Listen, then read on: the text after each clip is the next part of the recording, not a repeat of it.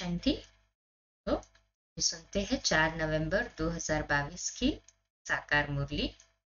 मुरली का टाइटल है मीठे बच्चे, बाप का फरमान है स्वदर्शन चक्र फिराते, अपना बुद्धि योग एक बाप से लगाओ, इससे विकर्म विनाश होंगे, सिर से पापों का बोझ उतर जाएगा।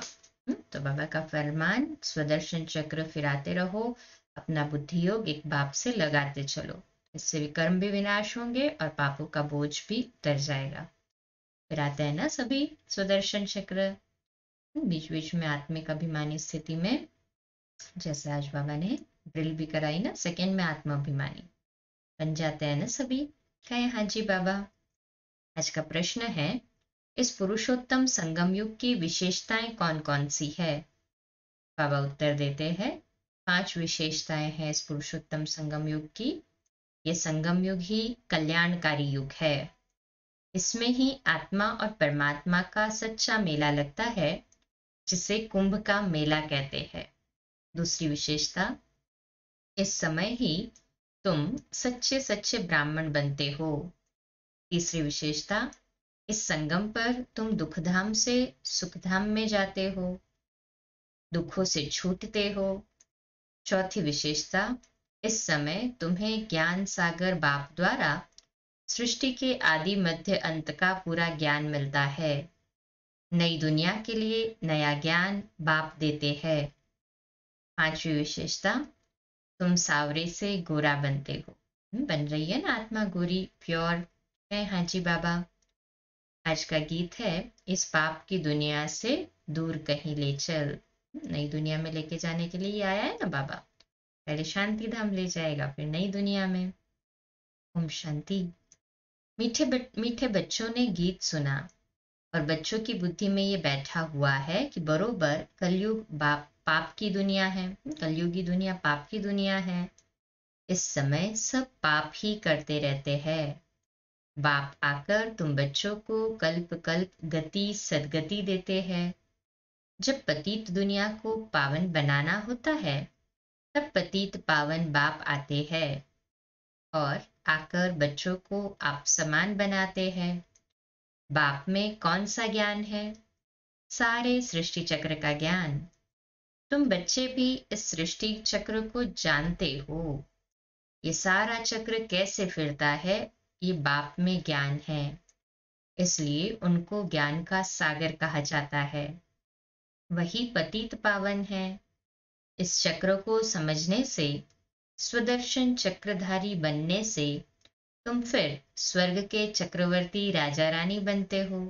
बनते हैं ना सभी स्वर्ग के चक्रवर्ती राजा रानी, हाथ ऊपर करें। तो बुद्धि में सारा दिन ये चक्र फिरना चाहिए, तो तुम्हारे विकर्म विनाश हो जाएंगे। फिर सतयुग में तो तुम ये चक्र नहीं फिराएंगे, वहां तो ज्ञान ही नहीं होगा। वहां स्व अर्थात आत्मा की सृष्टि का चक्र का ज्ञान नहीं होगा, न सतयुग में न कलयुग में।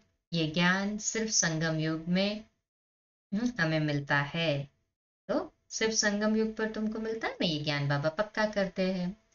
संगम की बहुत महिमा है, कुंभ का मेला करते हैं ना। वास्तव में यह है ज्ञान सागर और नदियों का मेला, अर्थात परमात्मा और आत्माओं का मेला। वह कुंभ का मेला भक्ति मार्ग का है। ये आत्मा और परमात्मा का मेला इस सुहावने कल्याणकारी संगम युग पर ही होता है, जबकि तुम दुख से छूट सुख में जाते हो। इसलिए बाप को दुखहर्ता सुखकर्ता कहा जाता है। आधा कल्प सुख और आधा कल्प दुख चलता है। दिन और रात आधा आधा है। मकान भी नया पुराना होता है। नए घर में सुख, पुराने घर में दुख होता है। दुनिया भी नई और पुरानी होती है। आधा कल्प सुख रहता है, फिर मध्य से दुख शुरू होता है। दुख के बाद फिर सुख होता है। दुखधाम से फिर सुखधाम कैसे बनता है, कौन बनाते हैं, ये दुनिया भर में कोई नहीं जानते। नशा चढ़ना चाहिए, हम जानते हैं, बाबा ने सिखाया ना हमें। मनुष्य तो घोर अंधियारे में है। सतयुग को बहुत लंबा समय दे दिया है। अगर सतयुग की आयु बड़ी हो तो आदमी कितने होने चाहिए? जनसंख्या तो बहुत होनी चाहिए, फिर वापस तो कोई भी जा नहीं सकते, सबको इकट्ठे ही जाना है। वापस तो तब जाए जब बाप आकर घर का रास्ता बताए। इतनी सब आत्माओं को बाप संगम युग पर आकर पूरा रास्ता बताते हैं। तुम जानते हो, हम 84 जन्मों का चक्र लगाकर आए हैं। सतयुग त्रेता में हमने कितने जन्म लिए हैं, वहां कितने वर्ष कौन कौन राज्य करते हैं, सारा तुम्हारी बुद्धि में है। सतयुग में है 16 कला संपूर्ण, फिर त्रेता में 14 कला, 2 कलाएं उतर जाते हैं। इस समय बहुत दुख है, 0 कला है ना, दुख होता ही है पुरानी दुनिया में। सतयुग को नई दुनिया, कलयुग को पुरानी दुनिया कहा जाता है। अभी है संगम, अब पुरानी दुनिया का विनाश होता है, बाप नई दुनिया बना रहे हैं। तुम पुरानी दुनिया से निकल जाए नए घर में बैठेंगे। तुम कहेंगे हम नए घर के लिए पुरुषार्थ कर रहे हैं कि हम नई दुनिया में ऊंच पद पाए। बाप सिर्फ कहते हैं मुझे याद करो, और कोई तकलीफ नहीं देते। कैसे भी टाइम निकाल फरमान मानना चाहिए, परंतु माया ऐसी है जो फरमान मानने नहीं देती, बाप से बुद्धि योग लगाने नहीं देती। परंतु तुम बच्चों ने कल पहले भी पुरुषार्थ कर इस माया रूपी रावण पर जीत पाई है, तब तो सतयुग की स्थापना होती है। जितना जो मददगार बनता है उनको उतना इजाफा भी मिलता है। तो बच्चों को यह नॉलेज मित्र संबंधियों को भी देनी है। बाप का फरमान है कि मुझे याद करो, क्योंकि आधा कल्प के विकर्मों का बोझा सिर पर है। उनको भस्म करने का कोई उपाय नहीं सिवाय याद के। भल गंगा जमुना को पतित पावनी कहते हैं। समझते हैं हम पावन हो जाएंगे, परंतु पानी से पाप कैसे कटेंगे। यह है पतित दुनिया, तब सब पुकारते हैं हे पतित पावन आकर सतयुग की स्थापना करो।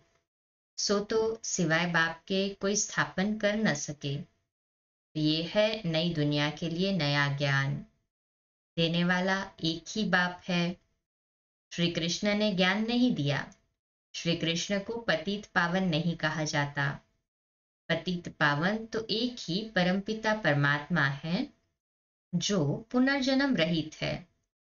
तुम जानते हो, श्री कृष्ण पुरी को ही विष्णुपुरी कहा जाता है। श्री कृष्ण की राजधानी अपनी, राधे की राजधानी अपनी, फिर उन्हों की आपस में सगाई होती है।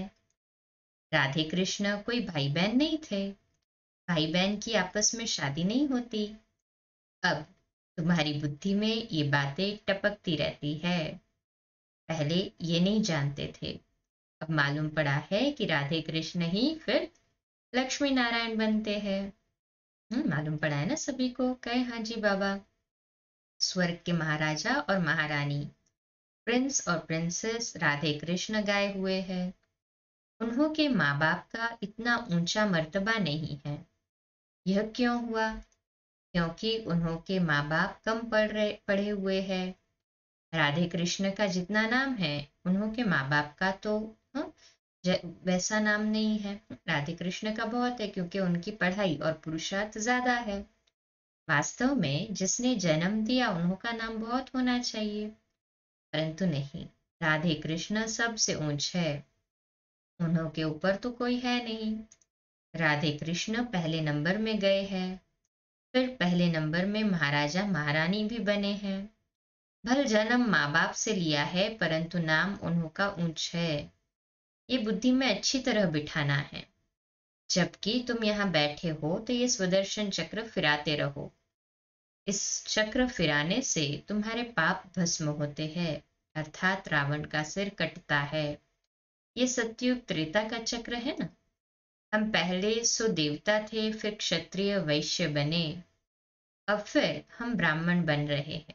बने हैं ना, सभी ब्राह्मण बने हैं, बन रहे नहीं, बन गए हैं ब्राह्मण। फुल कास्ट है ना, सभी सगे बच्चे हैं ना, हाथ ऊपर करें। अच्छा, मुबारक हो। फिर हम सो देवता बनेंगे। बाबा ने ओम का अर्थ अलग समझाया है, हमसो का अर्थ अलग है। शास्त्रों में तो एक ही कर दिया है। बाबा ने अर्थ समझाया, ओम माना मैं आत्मा, और हमसो माना हमसो अभी ब्राह्मण है, हमसो ही फरिश्ता बनेंगे, फिर सतयुग में हमसो ही देवता बनेंगे, फिर हमसो क्षत्रिय, फिर वैश्य, फिर शूद्र बनेंगे, फिर वापस ब्राह्मण बनेंगे। ये हमसो सोहम का बाबा ने अर्थ समझाया है। वह समझते हैं ओम अर्थात हम आत्मा सो परमात्मा। बाबा ने हमें क्लियर किया, ओम माना मैं आत्मा अलग हूँ, बाबा अलग है। परमात्मा सो आत्मा, ये उल्टा है, ये कहना रॉन्ग है। आप समझाते हैं ओम अर्थात हम आत्मा हैं और परमपिता परमात्मा की संतान है। मैं भगवान, ये कोई ओम का अर्थ नहीं है। हम आत्मा निराकार है, हमारा बाप भी निराकार है, साकार शरीर का बाप भी साकार है। हम परमात्मा की संतान हैं, तो हमको स्वर्ग की राजधानी जरूर चाहिए। बाप हमको स्वर्ग का वर्षा देने के लिए आए हैं। ले रहे हैं ना बाबा से स्वर्ग का वर्षा सभी। कहें हाँ जी बाबा, हम नहीं लेंगे तो और कौन लेगा। रावण फिर आधा कल्प के बाद श्राप देते हैं, तो तुम दुखी तमोप्रधान बन जाते हो। फिर बाप आकर सुखी बनने का वर देते हैं। ऐसे नहीं कहते चिरंजीवी भव, परंतु कहते हैं मुझे याद करो, तो इस जन्म सहित जो भी जन्म जन्मांतर के पाप है वह भस्म हो जाएंगे। इसको योग अग्नि कहा जाता है। रावण राज्य में सबको पतित जरूर बनना है। पतित और पावन आत्मा बनती है। परमात्मा तो सदैव पावन है, वह सबको पावन बनाते हैं। पतित बनाते हैं रावण। सतयुग में विकार तो होते नहीं है ना, वह है संपूर्ण निर्विकारी दुनिया। आ गई सभी के सामने सत्योगी दुनिया, संपूर्ण निर्विकारी। कहें हाजी बाबा। बाबा कहते, तब तो देवताओं के आगे जाकर गाते हैं, आप सर्वगुण संपन्न। ये महिमा है ना उनकी, सर्वगुण संपन्न, 16 कला संपूर्ण, संपूर्ण निर्विकारी, डबल अहिंसक, मर्यादा पुरुषोत्तम। ये महिमा शिव के आगे नहीं गाएंगे। देवताएं जो पावन है सुपतित बनते हैं। ये खेल है ना, बाप सुखधाम बनाते हैं, शिव को बाप कहते हैं। सालिग्राम अलग है। रुद्र यज्ञ में एक बड़ा लिंग बनाते हैं, बाकी छोटे छोटे सालिग्राम बनाते हैं।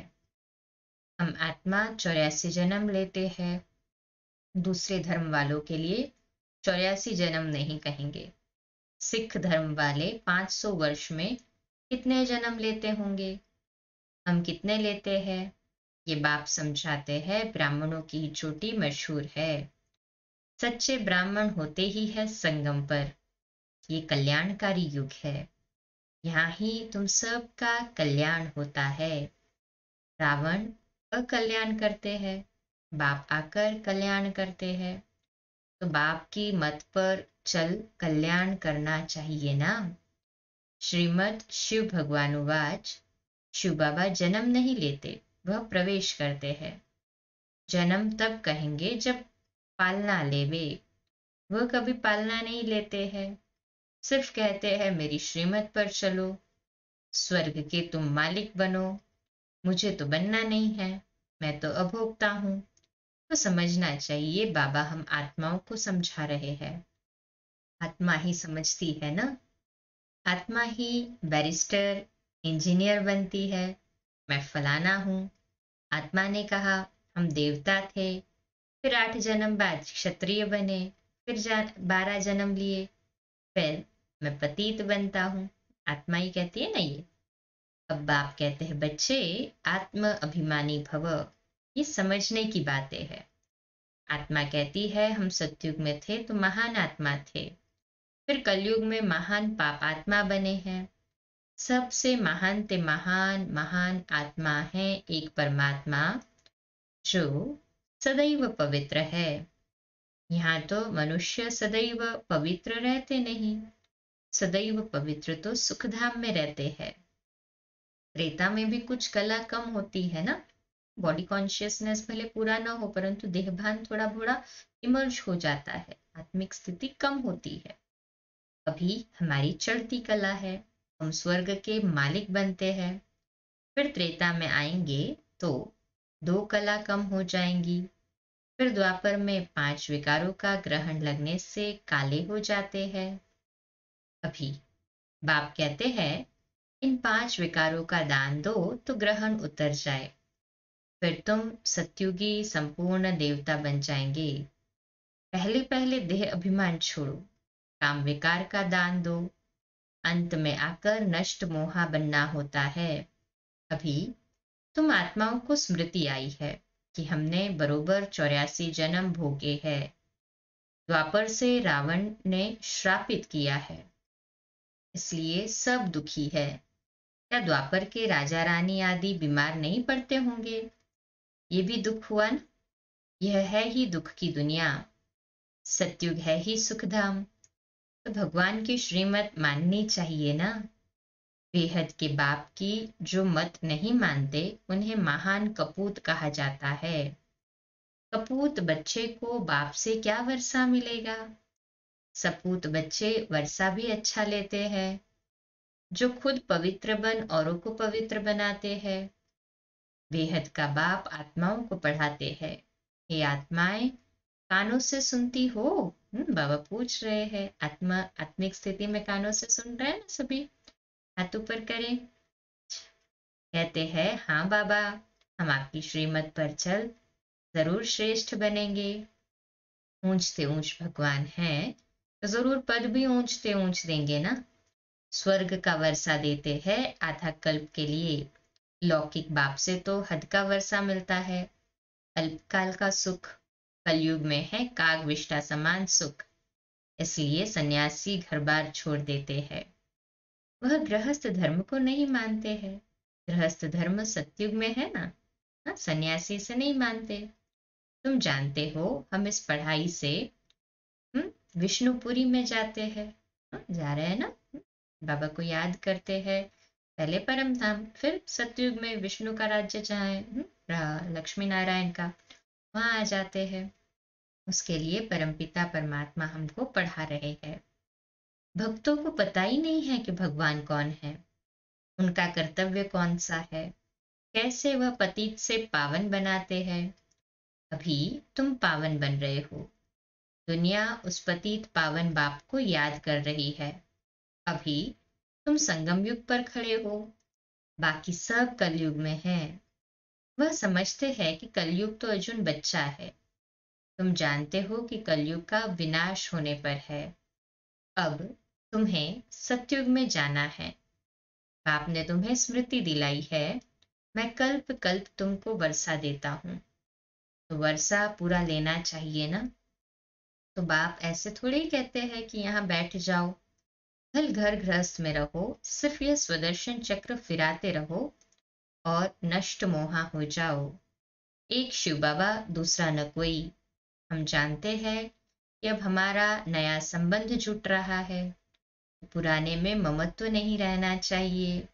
निकल गया ना सभी पुरानी चीजों से, पुराने संबंधों से, पुराने देह से ममत्व। कहे हाँ जी बाबा, नई दुनिया नई राजधानी से ममत्व रखना है तो मौत बिल्कुल सिर पर सवार है। तैयारियां होती रहती है। सतयुग में अकाले मृत्यु तो होती नहीं, समय पर एक पुरानी खाल छोड़ नई ले लेते हैं। अच्छा, मीठे मीठे सिकिलदे बच्चों प्रति माता पिता बाप दादा का याद प्यार और गुड मॉर्निंग। रूहानी बाप की रूहानी बच्चों को नमस्ते। हम रूहानी बच्चों की रूहानी माता पिता बाप दादा को याद प्यार गुड मॉर्निंग और नमस्ते। वाह बाबा वाह, शुक्रिया बाबा शुक्रिया। धारणा के लिए मुख्य सार है। पहली पॉइंट, स्वदर्शन चक्र फिराते पूरा पूरा नष्ट मोहा बनना है। मौत सिर पर है, इसलिए सबसे ममत्व निकाल देना है। निकाल दिया ना ममत्व सभी से, है ना। मौत सिर पर खड़ा है, दिखाई दे रहा है सभी को। हाथ ऊपर करें। दूसरी पॉइंट है, बाप से वर्षा लेने के लिए पूरा श्रीमत पर चलना है। आत्माभिमानी बन सपूत बच्चा बनना है। बनना है ना सभी को सपूत बच्चा, तो आत्माभिमानी तो जरूर बनना ही पड़े।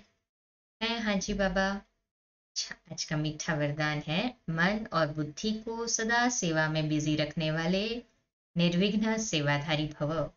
इसका विश्लेषण है, जो जितना सेवा का उमंग उत्साह रखते हैं उतना निर्विघ्न रहते हैं, क्योंकि सेवा में बुद्धि बिजी रहती है।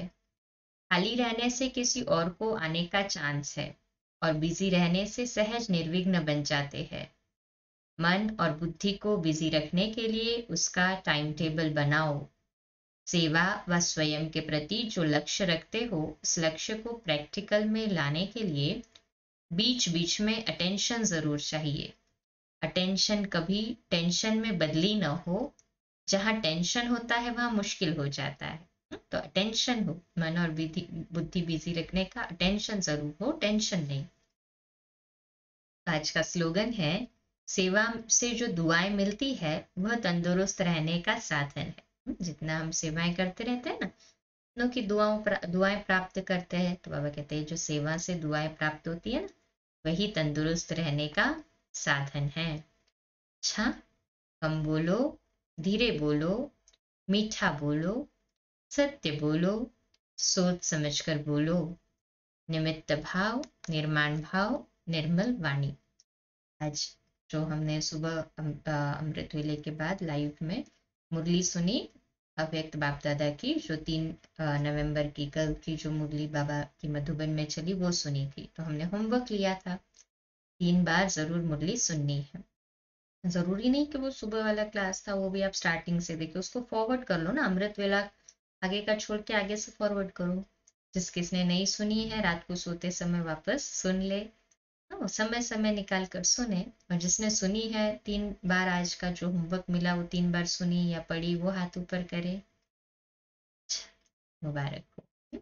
आज चार्ट में विशेष ये पॉइंट भी लिख कर भेजना कि मुरली, अव्यक्त मुरली 3 नवंबर की 3 बार सुनी या पढ़ी तो राइट करना, या फिर 1 बार सुनी पढ़ी 1 लिखना, 2 बार 2, 3 बार 3।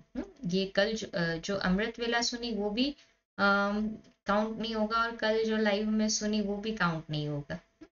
आज कितनी बार सुनी पढ़ी वो लिखना है, ठीक है। अच्छा, कल सुबह लाइव अमृत वेला मेडिटेशन मिलेंगे 3:30 से 4:30, और 4:30 से 5 प्यारे मीठे बाबा की मुरली, और रात्रि क्लास 8:45 बजे।